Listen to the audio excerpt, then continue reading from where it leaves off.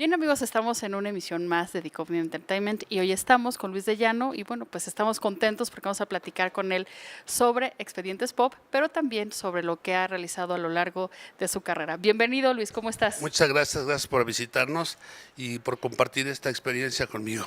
Pues mira, la verdad es que fue para nosotros una grata sorpresa y experiencia escucharte en días pasados, no solamente en tu presentación del libro en el Lunario, que por cierto te felicitamos, o sea, fue una presentación diferente, fue una presentación original con elementos que hablan mucho del tema entretenimiento. Bueno, pues es que fue una experiencia, como un experimento de una presentación de un libro, ¿no?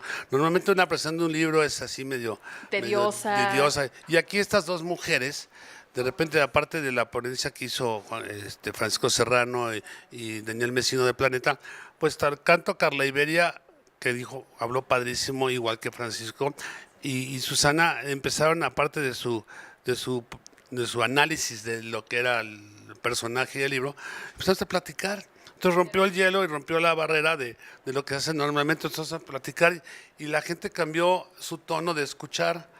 Entonces como que la vibra cambió, el concepto cambió y ya cuando yo entré a hacer mi prólogo ya estaba yo más seguro porque Que justo, fíjate que los que ya habíamos leído tu texto, cuando lees tu prólogo, en mi caso, bueno, pues tengo grabada tu voz, ¿no? Entonces pasa que hay una memoria auditiva y pareciera que tu voz, ¿no? Mientras vas leyendo se va recreando mientras lo vas leyendo, pero verte ahí fue una representación. porque como yo he dicho en muchas entrevistas que yo no soy escritor, soy un narrador de historias. Y la verdad es que el momento en que, si esto fuera un audiolibro, sería muy interesante, porque no solamente actuaría yo, sino tengo grabaciones de mi padre, oirías la voz de mi padre, o de Julisa, o de Rita. Ya de mi abuela no tengo, pero tendrías tú realmente como en el libro electrónico, que tiene una ventaja. Si tú lo abres, tiene al final tiene el playlist de mi vida. Entonces tú metes, por ejemplo, 70s y cuando llegas al capítulo de los 70s, la pones y te va acompañando. Y o sea que como que te da otro sentimiento de lo que está pasando. Vamos a empezar entonces por esta primer parte de tu libro que tiene que ver con cómo es que es tu aproximación a la televisión, a muchos fenómenos de índole, vamos a llamarle juveniles importantes, a tu formación, ¿no?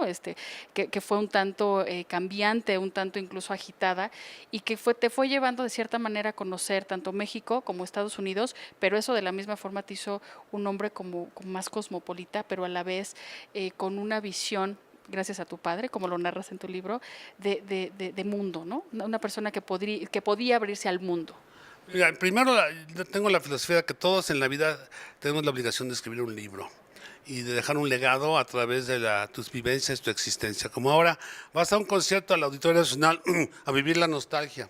Si te metes a ver a OV7 y Cabá, no vas a verlos, vas a cantar con ellos y a vivir lo que es ellos, o Eric, Ben y Sasha. Entonces, ese retro te hace que algo en tu cabeza se active y te recuerdes tu vida, tus novios, tu familia, tu escuela, tus cuates. Y yo creo que en un libro tú vas reviviendo cosas que no sabes cómo acomodar. Y me costó mucho trabajo acomodarlo porque tuve que requerirme de fotos, de alguna forma reportajes, notas. Mi padre, que yo llegaba primero con mi grabadora, luego con mi iPhone y lo grababa. Entonces, el momento en que en el libro realmente era el doble de grande, pero lo que pasa es que yo aparecía a la mitad del libro. Si te das cuenta, al principio es la vida de mis abuelos, de mi abuela, de mi madre, de mi padre, su aventura sobre la televisión. Y yo nazco ahí, como digo, un microbio en el espacio. Y yo cuando nazco, pues mi mamá me lleva a los estudios de cine. Yo vivo con mi abuelo, que era una mujer, mi abuela era maravillosa, una escritora genial. Y cuando empiezo a crecer, pues vivo en medio de los estudios de cine y los estudios de televisión. Así es, Y así es. llego a los estudios de cine y pues ahí estoy vestido de gato, ya lo verás en el otro libro si no está en este. Y voy a los estudios de televisión y me siento con mi papá en su regazo, como digo yo, y lo veo dirigir cámaras y pues me empiezo como que por ósmosis, me Empezar a empiezo a aprender. transmitir eso. Y de ahí pues un día llega el rock and roll y me vuelvo rock and rollero. Y de ser rock and rollero empiezo a soñar con ser rock and rollero, como cuento en el libro que yo tenía un banjo, Ajá. que le puse ligas y le puse una grabadora de mi abuela con micrófono como y soñaba yo que era yo rockero, ¿no? Rock and rollero, porque Ajá, no ajá, había rock ajá. todavía, rock and roll todavía. Y luego voy evolucionando y me mandan al colegio militar y tengo una experiencia muy importante en el colegio militar. Me voy a la universidad, tengo otra experiencia diferente en la universidad, pero empiezo a trabajar al mismo tiempo. Sí. Pues en México, cuando venía de vacaciones de Office Boy, de jalacables, de lo que fuera, y en Estados Unidos, pues en la universidad del laboratorio de televisión que era yo camarógrafo, luego me volví director y luego me volví instructor, y al mismo tiempo tenía mi programa de radio y trabajaba yo en las estaciones de Houston alrededor. Trabajaba yo en un noticiero de camarógrafo de peligro, se llamaba, Sí. porque salías los sábados a la noche a filmar todos los balazos y las La balaceras. nota y los- roja. No, pero pues, ni modo, ahí aprendías. Y después voy a vivir a Los Ángeles y me dedico a grabar conciertos de rock ya con Jimi Hendrix y Janis Joplin. Grabarlos, pero pues una camarita de 16 milímetros muy rudimentaria, pero iba a todos los conciertos. Entonces cuando llego a México, llego con mi bandera de liberar y que cambiar las cosas, que porque Woodstock, y me pongo a trabajar en México y empiezo a evolucionar experimentalmente efectos ópticos de televisión, sin que hubiera animación por computadora ni nada de eso. Y pues me atrevo a sacar una cámara, meterle un oscilador de audio, meterle un monitor y crear imágenes rarísimas y mucho con la música.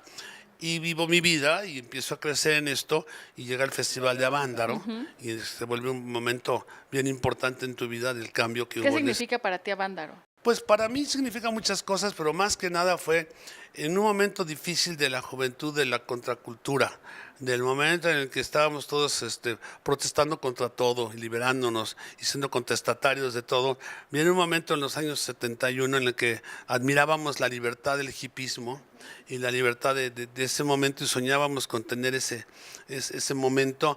Y pues venía yo de ver el Festival de Woodstock y yo soñaba con que ya teníamos que tener nuestro Woodstock Sí, sí, sí. por haber sido rock and rollero, que luego se volvieron rockeros, y pues, se da a través de Jacobo Zabludovsky, que hacíamos un programa de videoclips que se llamaba La Onda de Woodstock, y empezamos a promover este festival y ¡pum! Se vuelve el movimiento más grande de la historia de México, donde se juntaron más de 250,000 chavos por razones no políticas. Que por la música, Y que simplemente. 3 días no pasó realmente nada porque ni hubo un asalto, ni una violación, ni hubo una bronca, ni hubo una pelea, ni un robo, porque la juventud no quería en ese momento identificarse con los problemas políticos, sino irse a liberar y ser tan importantes como eran los gringos. Ajá, sí. Y cuando llegan a Avándaro, pues la tecnología era mínima, era rupestre, no Tienes teníamos unas ni... imágenes que de hecho, ¿no? Sí. En videos que se ve que todo, bueno, es con madera. Bueno, sin no había nada. barylights, no había monitores, no había micrófonos correctos y la gente no se bajaba de las torres donde Aparte estaban. llovió, o sea, y te No, inundaron, ahí es ¿no? donde está la clave de mucho. Primero no Ay. se vendió alcohol. Ok. No sé qué se fumaron, pero ya en ese momento ahora ya estaban.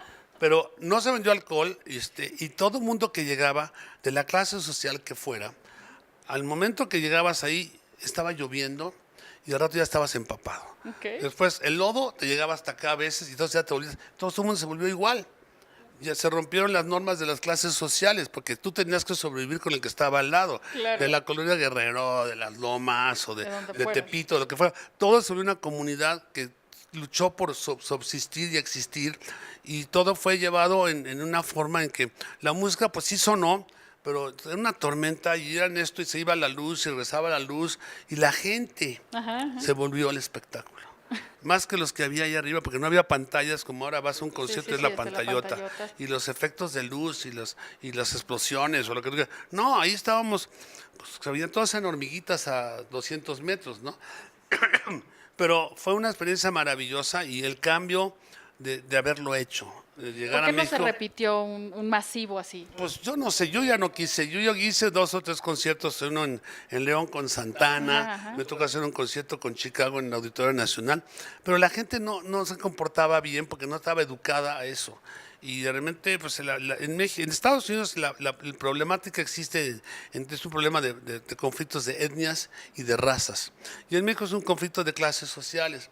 Entonces era difícil que tú fueras a un lugar y te encontraras a unos chavos de Santa Fe, de los Panchitos, y vivías siempre en el terror de que me va a ir. Y luego la policía era muy represora en ese momento.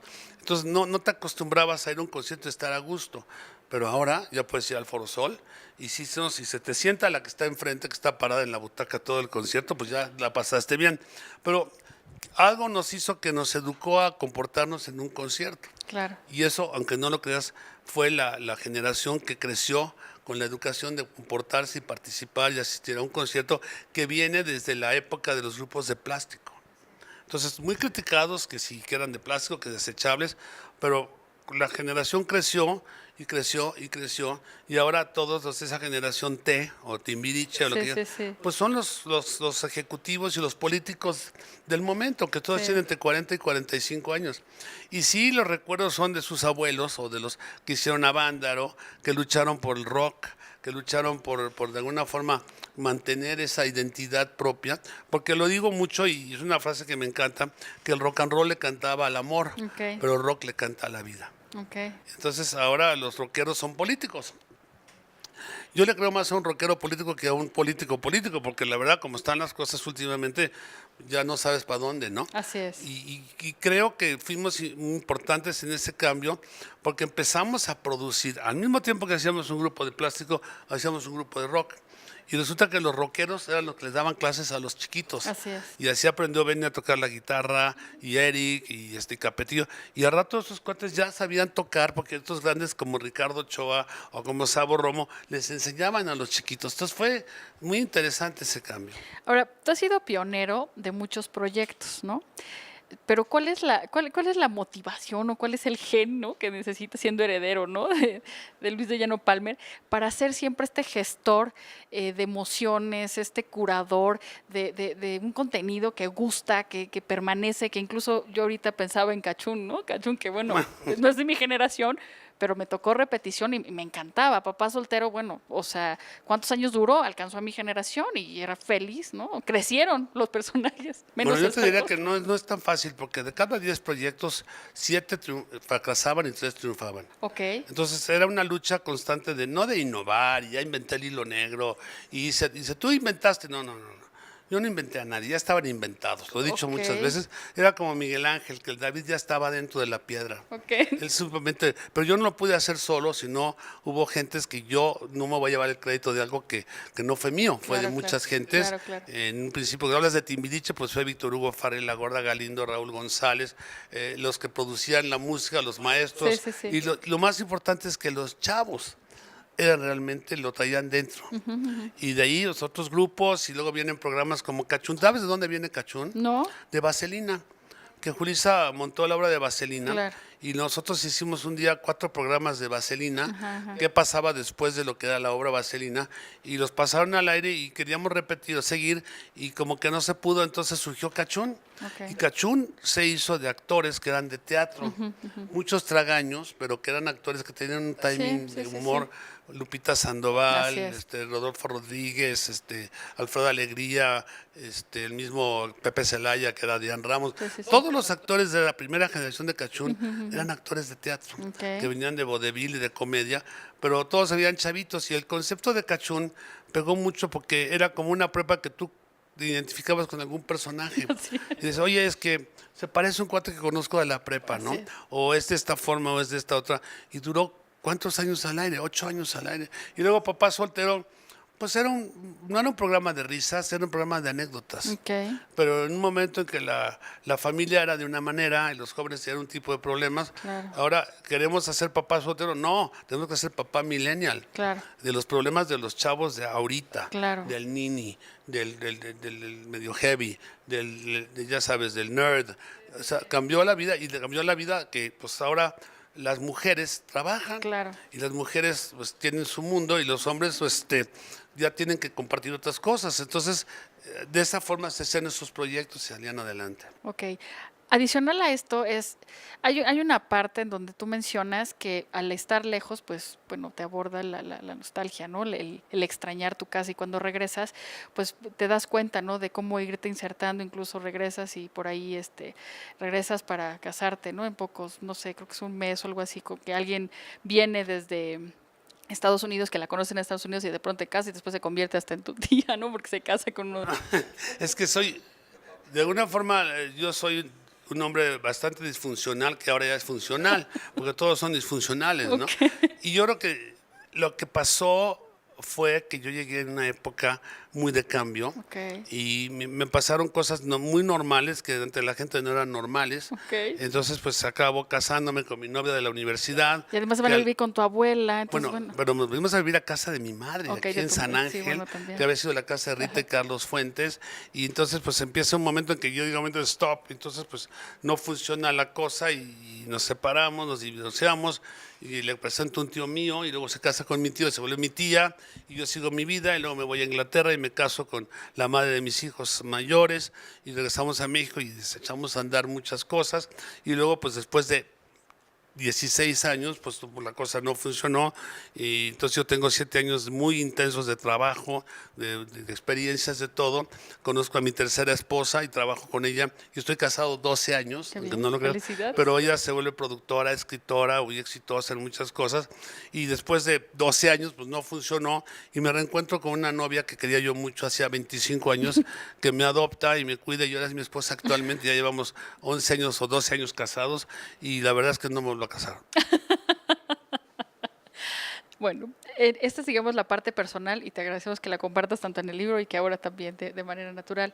Pero sí me gustaría que ahora nos fuéramos a la otra parte, que es hablar de ti en perspectiva y hablar también de ti, cómo ves actualmente la televisión, la música, los fenómenos mainstream. ¿Cómo ves estos nuevos formatos, estas incluso, pues ahora, formas de distribuir, de comercializar y de consumir entretenimiento en el mundo, no solo en México, en el mundo?